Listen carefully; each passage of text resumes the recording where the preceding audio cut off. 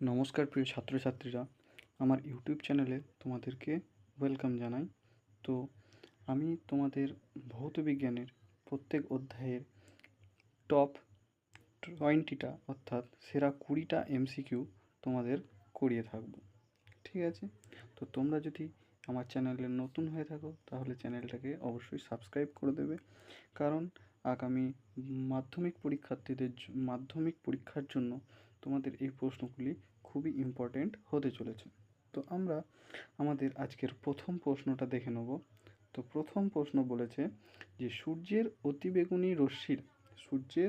অতিবেগুনি রশ্মির ক্ষতিকারক প্রভাব থেকে জীবজগৎকে রক্ষা করে। তো বায়ুমণ্ডলের কোন স্তর আমাদের সূর্যের ক্ষতিকারক ইউভি রশ্মি অর্থাৎ আল্ট্রাভায়োলেট রে থেকে আমাদেরকে রক্ষা করছে? তো কি না, তোমরা সকলেই জানো যে এটা হচ্ছে ওজোনোস্ফিয়ার বা ওজোন মণ্ডল যাকে বলা হয়। তো এই ওজোন মণ্ডল কোথায় পাওয়া যায় না, আমাদের যে ভূপৃষ্ঠ আছে সেই ভূপৃষ্ঠ থেকে উপরের দিকে গেলে প্রথম স্তর পরে ট্রোপোস্ফিয়ার, তারপরে 2 নম্বর স্তর পরে হচ্ছে স্ট্র্যাটোস্ফিয়ার। তো এই স্ট্র্যাটোস্ফিয়ার স্তরের মধ্যে 30 থেকে 45 কিলোমিটার পর্যন্ত উচ্চতায় বিস্তৃত যে পুরু ওজোন গ্যাসের অর্থাৎ O3 ওজোন গ্যাসের যে লেয়ারটা দেখা যায় তাকেই বলা হয় ওজোনোস্ফিয়ার। ঠিক আছে? তো দেখো আজকের আমাদের পরবর্তী প্রশ্ন হচ্ছে যে না কি প্রতি কিলোমিটার উচ্চতা বৃদ্ধিতে বায়ুর উষ্ণতা প্রায়, তাহলে ভূপৃষ্ঠ এই যে পৃথিবী পৃষ্ঠ থেকে যত উপরে যাব তত বায়ুর উষ্ণতা কি হতে থাকবে? না, তোমরা সবাই জানো যে ভূপৃষ্ঠ থেকে যত উপরে যাওয়া যায় তত বায়ুর উষ্ণতা কি হয়? কমতে থাকে, টেম্পারেচার কমতে থাকে। তো টেম্পারেচার কত করে কমতে থাকে না, প্রতি কিলোমিটার উচ্চতা বৃদ্ধিতে 6.5 ডিগ্রি সেন্টিগ্রেড করে উষ্ণতা কমে। ঠিক আছে? তো একে বলা হয় উষ্ণতার ল্যাপস রেট বলা হয়, টেম্পারেচারের ল্যাপস রেটও বলা হয়ে থাকে। ঠিক আছে? তো দেখে নেবো পরবর্তী। দেখো আমাদের পরবর্তী প্রশ্ন কী প্রশ্ন ছিল, যে ভ্যান অ্যালেন বিকিরণ বলয় বায়ুমণ্ডলের কোন স্তরে দেখা যায়? তো নাকি ভ্যান অ্যালেন বিকিরণ বলয় বায়ুমণ্ডলে কোন স্তরে দেখা যায়? বায়ুমণ্ডলের থার্মোস্ফিয়ারে দেখা যায় ভ্যান অ্যালেন বিকিরণ বলয়। ঠিক আছে? 4 নম্বর কোশ্চেন নাম্বার 4 কি বলেছে? নিচের কোনটি ওজোন স্তর ক্ষয়ে সাহায্য করে? মানে কোনটা কি করে, কোন গ্যাসটা, এই যে কার্বন ডাইঅক্সাইড, আর্গন, সিএফসি মানে ক্লোরোফ্লোরোকার্বন, আর CH4 মিথেন, এদের মধ্যে কোনটা ওজোন স্তর ক্ষয়ে সাহায্য করে? তো দেখেছিলাম কি না, যে আমাদের পৃথিবী পৃষ্ঠ যেটা ছিল সেই পৃথিবী পৃষ্ঠ থেকে কি হচ্ছিল যে উপরের দিকে যাব, 2 নম্বর স্তর, 2 নম্বর স্তর স্ট্র্যাটোস্ফিয়ার। সেই স্ট্র্যাটোস্ফিয়ারের মধ্যে একটা স্তর ছিল ওজোনোস্ফিয়ার, যার মধ্যে ওজোন গ্যাসের ঘনত্ব বেশি ছিল। সেই ওজোন স্তর ক্ষয়ে আমাদের প্রধান সাহায্যকারী গ্যাস হচ্ছে CFC, ক্লোরোফ্লোরোকার্বন। তো এই CFC গ্যাস কোথায় থেকে নির্গত হয়? বিভিন্ন ধরনের যে আমরা বাতানুকূল যন্ত্র অর্থাৎ AC, রেফ্রিজারেটর, যে সমস্ত জিনিস ব্যবহার করছি, এই সমস্ত আমাদের রেফ্রিজারেটর, AC এইসব থেকে আমাদের CFC গ্যাস প্রধানত নির্গত হয়। পরবর্তী কোশ্চেন নাম্বার 5 যে জেট প্লেন বায়ুমণ্ডলের কোন স্তরের মধ্য দিয়ে যাতায়াত করে?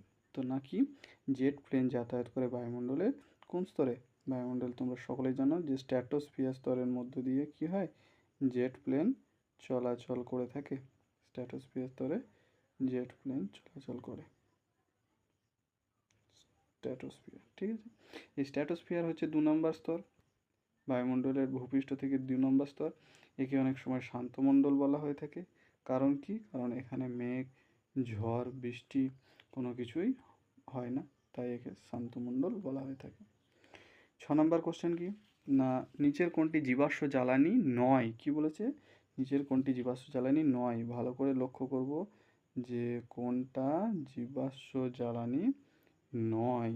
ঠিক আছে? তো দেখো, গোবর গ্যাস, প্রাকৃতিক গ্যাস, কয়লা, পেট্রোল। তো জীবাশ্ম জ্বালানি কি না, জীবাশ্ম জ্বালানি কথার অর্থ হচ্ছে যা মাটির নিচে পাওয়া যাবে, যে সমস্ত জ্বালানিগুলোকে আমরা ভূপৃষ্ঠের অভ্যন্তরে পেয়ে থাকি সেগুলোকে আমরা বলবো জীবাশ্ম জ্বালানি। তো এদের মধ্যে কোনটা জীবাশ্ম জ্বালানি নয়? দেখো, গোবর গ্যাস এটা কি? এটা জীবাশ্ম জ্বালানি নয়। বাকি যে তিনটে আছে অর্থাৎ প্রাকৃতিক গ্যাস, কয়লা, পেট্রোল, এগুলো সবগুলোই আমরা কোথায় থেকে পেয়ে থাকি? ভূপৃষ্ঠের অভ্যন্তর থেকে পেয়ে থাকি, তাই এগুলো হচ্ছে জীবাশ্ম জ্বালানি। পরবর্তী কোশ্চেন নাম্বার 7 নম্বর কোশ্চেন কি বলা হয়েছে? দেখো, কোন জ্বালানির তাপন মূল্য সব থেকে বেশি? তাপন মূল্য কি নাকি এসটিপিতে 1 গ্রাম বা একক পরিমাণ কোনো জীবাশ্ম জ্বালানির জীবাশ্ম জ্বালানি না, যে কোনো জ্বালানির সম্পূর্ণ দহনে যত তাপ উৎপন্ন হয় তাকে আমরা তাপন মূল্য বলে জানি, যার ব্যবহারিক একক হচ্ছে kilo joule per KG. Kilo joule per KG kilo joule per KG. তো কোন জ্বালানির তাপন মূল্য সব থেকে বেশি? নাকি এখানে হবে তরল হাইড্রোজেন যেটা আছে, তরল হাইড্রোজেনের তরল তরল হাইড্রোজেন যেটা আছে এর কি হবে না, এর তাপন মূল্য সব থেকে বেশি হবে। ঠিক আছে। তো পরবর্তী প্রশ্ন দেখো, পরবর্তী প্রশ্ন 8 নম্বর প্রশ্ন কি বলা হয়েছে? 8 নম্বর প্রশ্ন বলা হয়েছে যে কোন জীবাশ্ম জ্বালানির তাপন মূল্য সব থেকে বেশি? তোমাদের মনে হতে পারে যে আগের প্রশ্নটাও তো স্যার এরকমই ছিল, যে কোন জ্বালানির তাপন মূল্য বেশি। না, তো এই দুটো প্রশ্নের মধ্যে পার্থক্য হচ্ছে এই একটা জায়গায়, যে এখানে বলা হয়েছে কোন জীবাশ্ম জ্বালানির তাপন মূল্য বেশি, আর আগের প্রশ্নতে বলা হয়েছিল কোন জ্বালানির তাপন মূল্য বেশি। তো যখনই জ্বালানি বলবে তখনই হবে তরল হাইড্রোজেন, তরল হাইড্রোজেন। আর যখনই জীবাশ্ম জ্বালানি বলবো তখন হয়ে যাবে এলপিজি। কি হবে? এলপিজি। এলপিজির কি, এলপিজির হচ্ছে তাপন মূল্য সব থেকে বেশি, জীবাশ্ম জ্বালানিদের মধ্যে এলপিজির তাপন মূল্য বেশি। ঠিক আছে। এরপরে পরবর্তী কোশ্চেন আমরা দেখব। পরবর্তী কোশ্চেন 9 নম্বর কোশ্চেন কি বলা হয়েছে? নিচের কোনটি প্রচলিত শক্তি নয়? নিচের কোনটি প্রচলিত শক্তি নয়, মানে যে কোন শক্তির প্রচলন কম? তাহলে কোন শক্তির প্রচলন কম? দেখো, প্রথমে আছে তাপ শক্তি, তবে তড়িৎ শক্তি, বায়ু শক্তি। তো তাপ শক্তি, তড়িৎ শক্তি আমরা সচরাচর ব্যবহার করে থাকি, এরা প্রচলিত শক্তি। কিন্তু বায়ু শক্তির ব্যবহারটা আমাদের এখানে খুবই কম, তাই এটা বায়ু শক্তি হচ্ছে প্রচলিত শক্তি নয়, বায়ু শক্তি হচ্ছে একটা অপ্রচলিত শক্তি। তাই এখানে জিজ্ঞাসা করা হয়েছিল প্রচলিত শক্তি নয়, তাহলে প্রচলিত নয় কোনটা? বায়ু শক্তি। পরের কোশ্চেন দেখে নেব, 10 নম্বর কোশ্চেন, যে বায়োগ্যাসের মূল উপাদান কি? বায়োগ্যাস মানে কি না, বিভিন্ন ধরনের জীবের বর্জ্য পদার্থ, আমাদের গৃহস্থলীর বর্জ্য পদার্থ, সেগুলোকে কি করা হয় না, সেগুলোকে যখন একটা কোনো বায়ু নিরুদ্ধ প্রকোষ্ঠে মিথেনোজেনিক ব্যাকটেরিয়াদের দ্বারা পচিয়ে কি করা হয়, গ্যাস তৈরি করা হয়, সেই গ্যাসকে বলা হয় বায়োগ্যাস। তো এই বায়োগ্যাসের মধ্যে মূল কোন গ্যাসটা থাকে না, বায়োগ্যাসের মধ্যে মূল মিথেন গ্যাস থাকে, অর্থাৎ মূল আমাদের হচ্ছে CH4। বায়োগ্যাসের মূল উপাদান হচ্ছে CH4। পরবর্তী প্রশ্ন দেখে নেব, এলপিজির মূল উপাদান কি? এলপিজি, এলপিজি পুরো নাম কি? এলপিজির পুরো নাম লিকুইফাইড পেট্রোলিয়াম, আর জিতে গ্যাস, লিকুইফাইড পেট্রোলিয়াম গ্যাস। তো এই এলপিজি হচ্ছে একটা জীবাশ্ম জ্বালানি। এই এলপিজির মূল উপাদান কি? তো এলপিজির মূল উপাদান কি? এলপিজির মূল উপাদান হলো বিউটেন। কি উপাদান? বিউটেন। পরবর্তী কোশ্চেন আমরা দেখে নেব, 12 নম্বর কোশ্চেন, ভালো জ্বালানির বৈশিষ্ট্য কি? কোন জ্বালানি সব থেকে ভালো হবে? ভালো জ্বালানির বৈশিষ্ট্য কি হবে?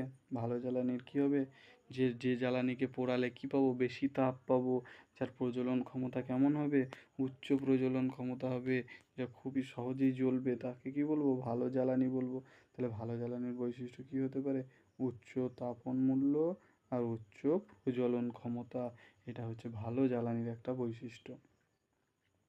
পরবর্তী প্রশ্ন, একটা পরিবেশ বান্ধব শক্তির নাম। একটি পরিবেশ বান্ধব শক্তির নাম, অর্থাৎ পরিবেশের বন্ধু, পরিবেশের কোনো ক্ষতি করবে না, পরিবেশ বান্ধব শক্তি। তাহলে পরিবেশ বান্ধব শক্তি কোনটা? সৌরশক্তি, ভূতাপ শক্তি, বায়ু শক্তি, না সবগুলোই? তো এখানে কোনটা হবে পরিবেশ বান্ধব? পরিবেশ বান্ধব আমরা দেখে নেবো যে সবগুলোই, কারণ সৌরশক্তি, ভূতাপ শক্তি, বায়ু শক্তি, এদের কোনোটাই পরিবেশের কোনো ক্ষতি করে না, এরা প্রত্যেকেই পরিবেশের বন্ধু। তাই এদের কি বলবো? এদের বলবো পরিবেশ বান্ধব শক্তি, বা এদের প্রচলনও কম, তাই এদেরকে অপ্রচলিতও বলা হয়, অপ্রচলিত শক্তিও বলা হবে। ঠিক আছে, পরবর্তী প্রশ্ন, 14 নম্বর প্রশ্ন। মিষ্টি গ্যাস বা সুইট গ্যাস নামে পরিচিত, মিষ্টি গ্যাস বা সুইট গ্যাস নামে পরিচিত, সুইট গ্যাস নামে কি পরিচিত? সুইট গ্যাস নামে পরিচিত কোনটা?